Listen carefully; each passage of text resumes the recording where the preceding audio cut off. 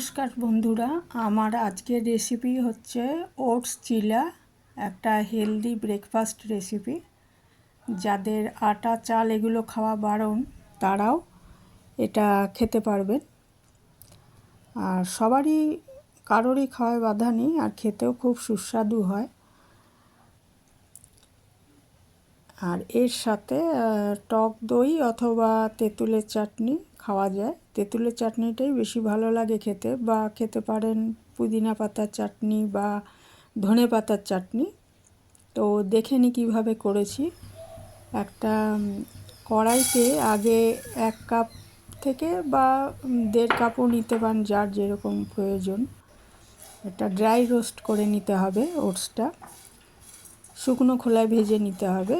তারপরে 2-3 মিনিট ভাজলেই হয়ে যাবে। তারপরে এটাকে হাত দিয়ে একটু গুঁড়ো করে নিতে পারেন, অথবা গ্রাইন্ডারে একটু ভেঙে নিতে পারেন। নিয়ে তারপরে এটার সাথে 3 চামচ সুজি আর 2 চামচ বেসন আর হাফ চামচ বা স্বাদ মতো নুন মিশিয়ে জল দিয়ে মেখে 10 থেকে 15 মিনিট রেখে দিতে হবে। 10 থেকে 15 মিনিট রেখে দেবো। ওইদিকে কিছু সবজি কেটে নেব আর কি, যেমন ক্যাপসিকাম, টমেটো, পেঁয়াজ, গাজরটা গ্রেট করে নেব, আর 2টো কাঁচা লঙ্কা কুচি।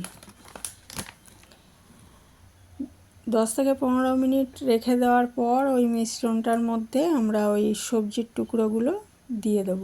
দিয়ে ভালো করে মেখে আবার 3-4 মিনিট রেখে দেব। আর জল দেব না, ওই পেঁয়াজ থেকে যে জলটা বেরোবে তাতে মিশ্রণটা রেডি হয়ে যাবে।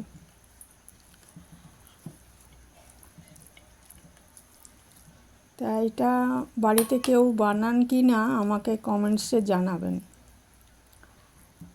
খেতে খুবই ভালো হয়, আর খাওয়াও ভালো, কোনো ক্ষতি নেই কারোরই।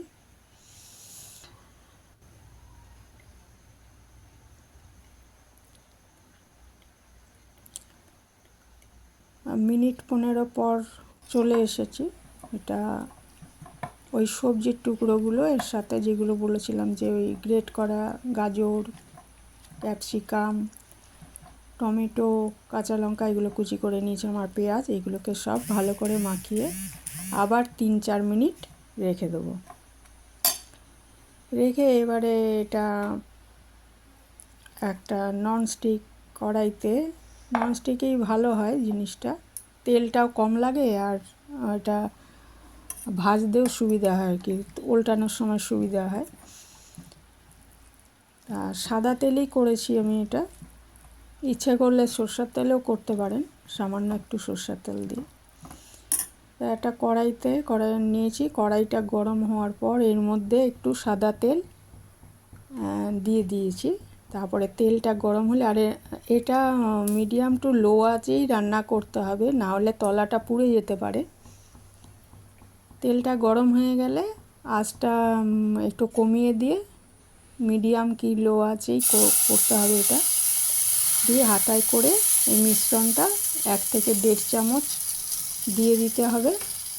দিয়ে ঢাকা দিয়ে 2 থেকে 3 মিনিট রান্না করে নিতে হবে। 2-3 মিনিট পরে ওটাকে ঢাকা খুলে দেখা যাবে যে ওপরটা একটু শুকনো মতো হয়ে এসছে। তখন ওটাকে আবার উল্টে দিয়ে উল্টো পিঠটাও একইভাবে 2 থেকে 3 মিনিট রান্না করে নিতে হবে। তাহলেই ওটস চিলা তৈরি হয়ে যাবে।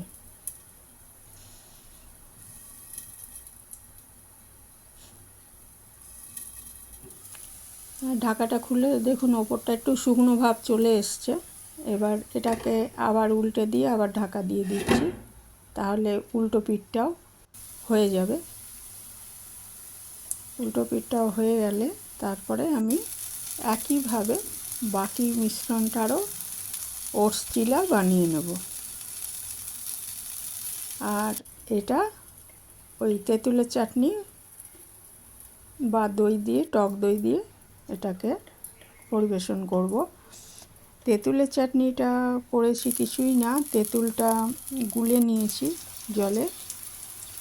জলে গুলে নেওয়ার পর ওইটা একটু বিট নুন আর জিরে ভাজা গুঁড়ো ওর সাথে দিয়ে দিয়েছি। আপনারা চাইলে ওর মধ্যে সামান্য মিষ্টি দিতে পারেন, মিষ্টি না দিলেও চলবে। দিয়ে ওই তেঁতুলের টকটা তাহলে তৈরি হয়ে যাবে এবং আমাদের ওটস চিলা খাওয়ার জন্য রেডি হয়ে গেছে।